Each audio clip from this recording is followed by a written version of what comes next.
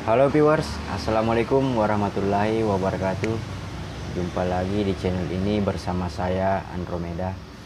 Nah, buat kawan-kawan yang masih mengalami gangguan, kecemasan, asam lambung, GERD, dan psikosomatis, saya doakan semoga kalian semua dalam keadaan sehat walafiat, merasa baik-baik saja, dan semoga kondisi kalian sudah membaik dan mengalami perubahan. Amin ya rabbal alamin. Nah, dan buat kawan-kawan yang masih mengalami hal tersebut, tetap sabar, tetap semangat menjalani hari-hari, karena perlu kalian ketahui bahwa saya pernah berada di posisi kalian. Banyak orang-orang atau kawan-kawan yang lain yang pernah mengalami hal seperti kalian. Kalian tidak sendiri, kalian itu cuma diuji ya. Bagi saya itu kalian itu cuma diuji.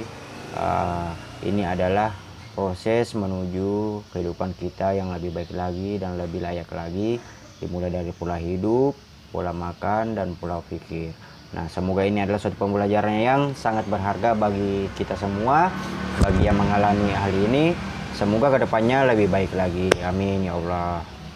Nah, di sini kembali saya mau membahas masalah seputaran sensasi psikosomatis lambung.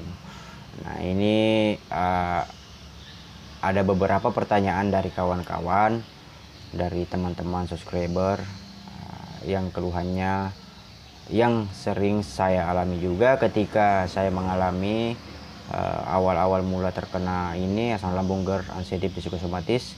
Dan saya akan menjawabnya sesuai dengan pengalaman saya, karena saya bukan dokter, saya bukan tabib, dan saya bukan sebagainya. Saya cuma di sini berbagi pengalaman sesuai dengan apa yang saya rasakan, apa yang saya alami. Karena sesungguhnya cara berobat yang baik dan benar itu adalah dengan mengunjungi ahlinya, yaitu dokter. Nah, tentu dokter adalah suatu pilihan yang terbaik untuk proses penyembuhan kalian. Kemudian ditambah dengan menonton video-video seperti ini, memberi motivasi, memberi semangat agar kalian lebih positif lagi menghadapi hal-hal ini, demi kesembuhan kalian, demi masa depan kalian yang cerah kembali ya. Nah, langsung saja saya akan menjawab ya beberapa pertanyaan dari kawan-kawan. Yang pertama, ini yang sering bertanya juga, saudari Ani Meliani. Halo, Assalamualaikum. Bagaimana kabarnya? Semoga Mbak Adi ini dalam keadaan kondisi sehat walafiat. Semoga sudah ada perubahan dan berdamailah dengan kondisi yang Mbak Ani ya. Nah, di sini pertanyaannya, apakah meriang juga termasuk aslam? Nah, seperti di video-video saya sebelumnya, ada video saya sebelumnya beberapa ya, mungkin bisa nonton kembali. Perlu kalian pahami atau Mbak Ani pahami itu bahwa Mbak harus memahami apa itu aslam ya, apa itu GERD, apa itu anxiety, apa itu psikosomatis. Jadi ketika Mbak mengalami atau kalian kawan-kawan yang mengalami suatu sensasi, kawan-kawan itu sudah mengetahui sensasi ini adalah bagian dari mana. Apakah bagian dari GERD, apakah bagian dari psikosomatis lambung, apakah bagian dari anxiety, apakah bagian dari panic attack, ataukah bagian dari asam lambung atau luka lambung. Nah, di situ makanya saya selalu mengatakan, pahamilah apa perbedaan dari kesemuanya itu, asam lambung, GERD, dan sebagainya. Nah, perlu kita pahami meriang ya, meriang. Apakah itu bagian aslam? Di sini bukannya saya mau bukannya saya mau mengatakan iya, tapi di sini saya lebih memahaminya bahwa meriang itu disebabkan suatu gejala atau kejadian ya, sanggap kejadian. Contoh, kita mengalami radang telinga. Nah, kemudian kita merasa demam, ya kan? Kita merasa meriang. kita ke dokter, kita minum obat tetapi nggak kunjung sembuh. Nah, jadi kalian harus memahami itu sumber dari meriang itu karena apa? Karena penyebab dari asam lambung itu banyak. Karena kita GERD, ya kan? Maka kadang bisa menyebabkan iritasi tenggorokan, hidung tersumbat, radang telinga. Hal-hal yang seperti itu bisa menyebabkan kita meriang. Jadi kalaupun minum obat demam itu cuma akan meredakan, tetapi akan masih berlanjut lagi karena sumbernya itu belum teratasi, yaitu radangnya.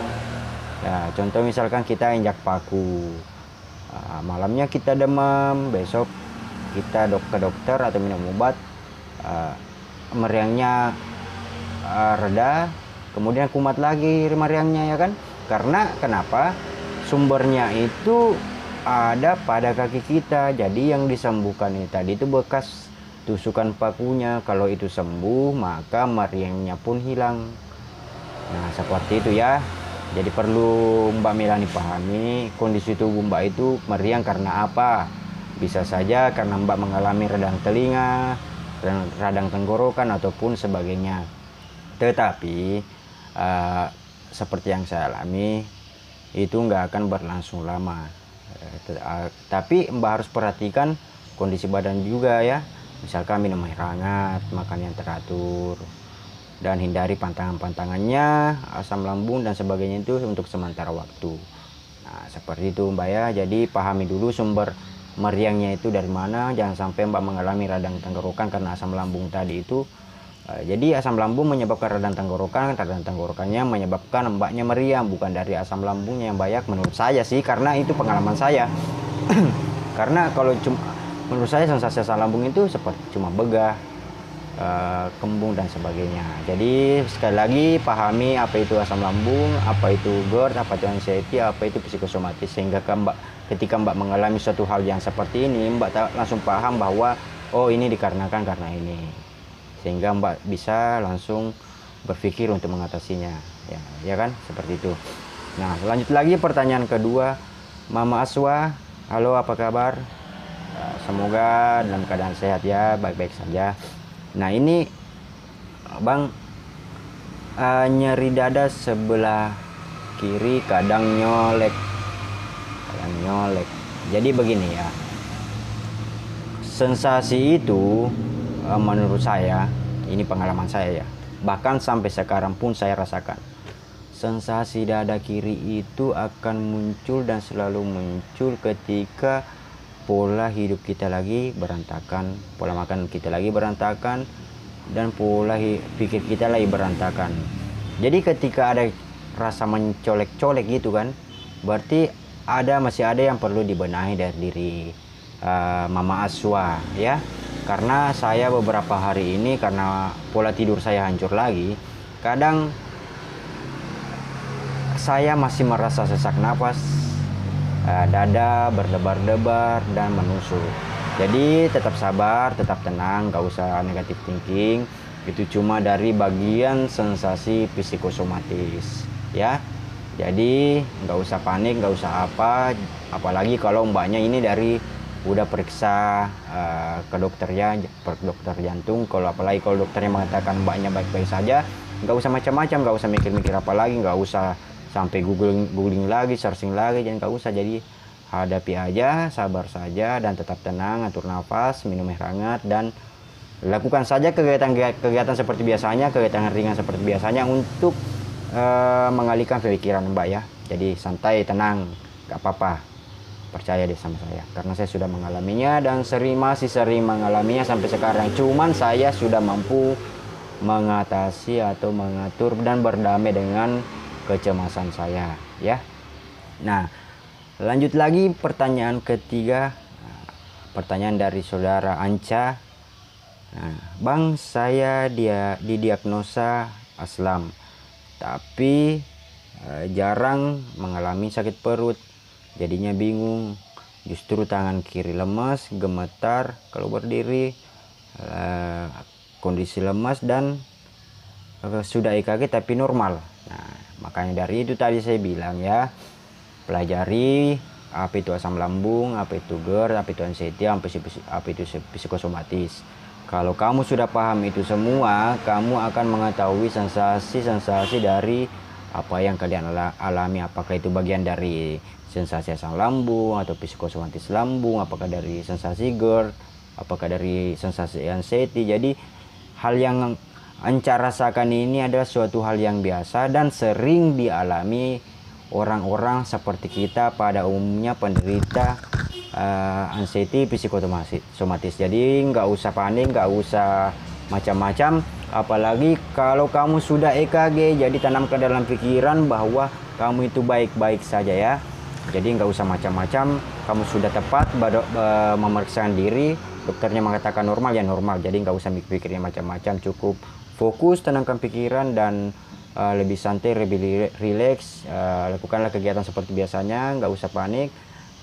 Lakukan kegiatan-kegiatan ringan untuk mengalihkan pemikiran kamu. Nah, saya rasa cuma itu yang bisa saya sampaikan dan saya bisa menjawab pertanyaan teman-teman, saudara-saudara sesuai dengan pengalaman saya dan yang saya lakukan ketika mengalami hal-hal tersebut. Nah, saya ucapkan terima kasih banyak. Semoga video saya ada manfaatnya. Apabila ada manfaatnya, jangan lupa subscribe, like, dan share. Dan assalamualaikum warahmatullahi wabarakatuh. Salam sehat dan tetap semangat.